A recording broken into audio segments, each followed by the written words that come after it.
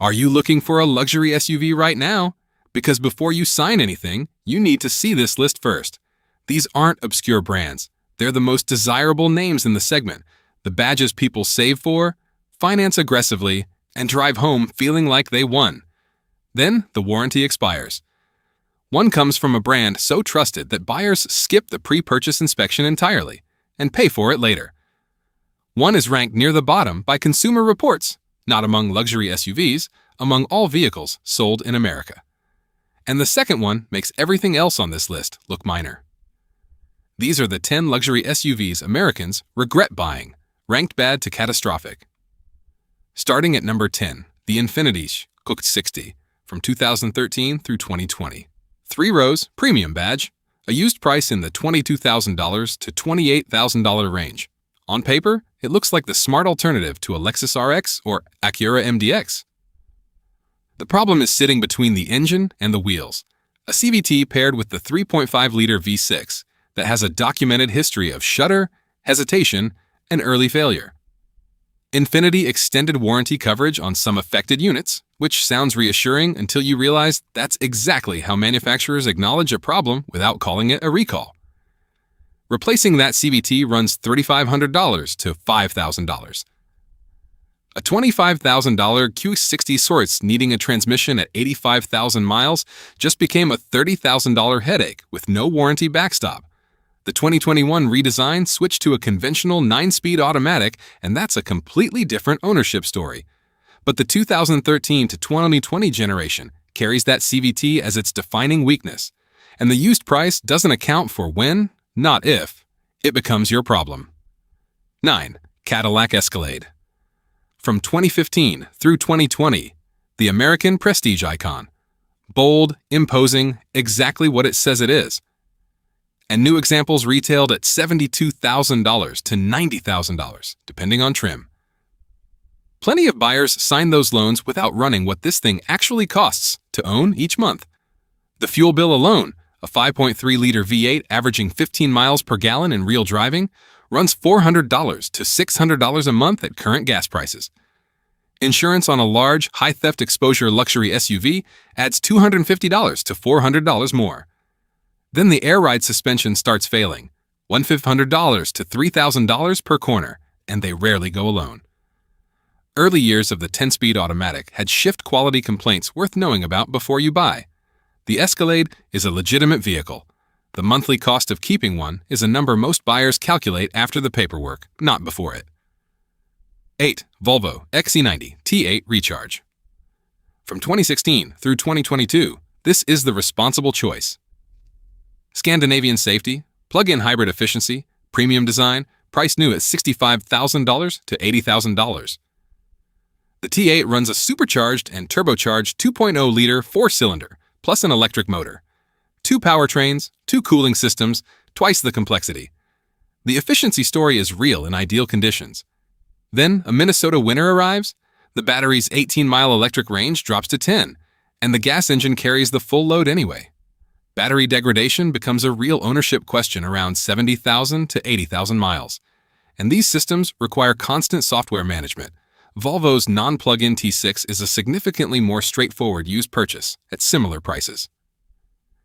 The T8 makes sense if you're charging daily in a mild climate, and the efficiency gains actually show up in your fuel bill. For most American buyers in most American climates, the T8 Premium buys a story more than a result. 7. Acura MDX from 2014 through 2020. This one surprises people. Acura is Honda's luxury arm, conservative, broad reputation, the kind of vehicle a careful buyer recommends to another careful buyer.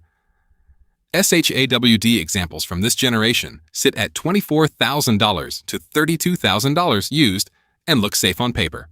Here's the problem.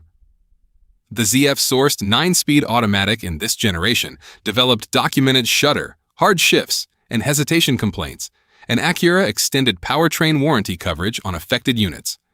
A transmission replacement outside of coverage runs $4,000 to $6,000. The trap is that Honda's overall reputation makes buyers skip the inspection they'd run on a German vehicle.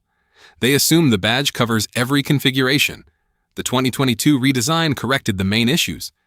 But for 2014 through 2020, verify transmission service history, check warranty status, and don't let the Honda name make you skip the pre-purchase inspection. 6. Jaguar F-Pace. From 2017 through 2022, legitimately beautiful. The SVR trim is genuinely fast, and a used 2018 to 2021 example at $28,000 to $45,000 puts it squarely in the conversation with the BMW X3 and Audi Q5. What the listing doesn't show, Jaguar consistently places near the bottom of J.D. Power long-term dependability studies, not occasionally, consistently, year after year. Electrical problems dominate the owner history: infotainment freezing, sensor faults, software failures that reappear after being fixed. And Jaguar's U.S. dealer network is genuinely sparse.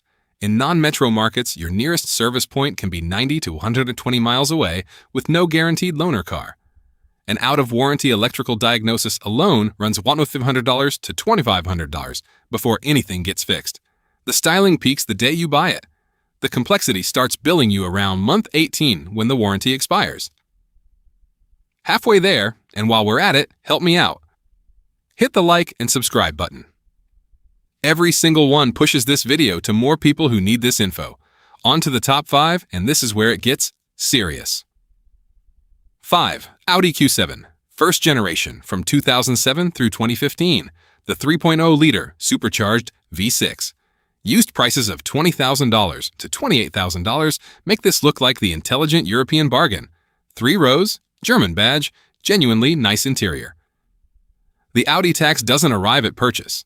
Timing chain tensioner failures are documented on this engine. Oil consumption is a recurring complaint.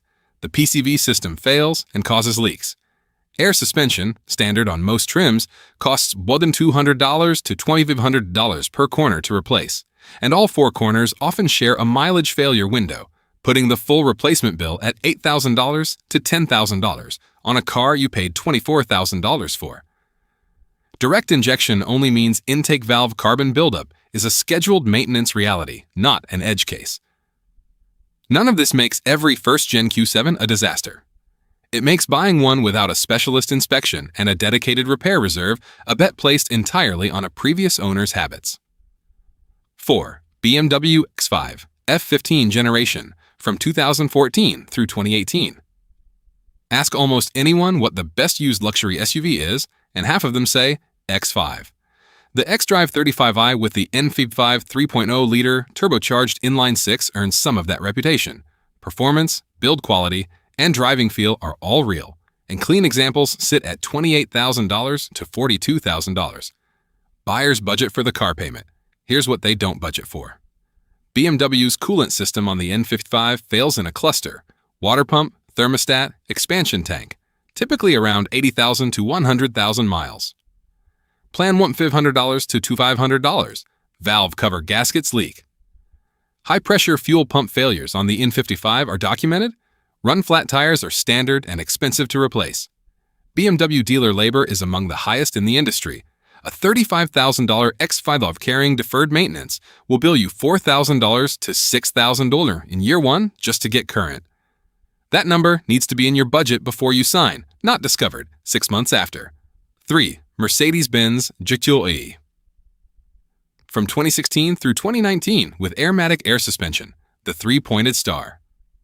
Used 2017 and 2018 examples sit at $35,000 to $48,000, and they feel worth every dollar on the test drive. Then, the Airmatic compressor fails. In Mercedes owner communities, this isn't a surprise. It's treated as a scheduled event somewhere between 80,000 and 120,000 miles. Proper replacement runs $3,500 to $6,000.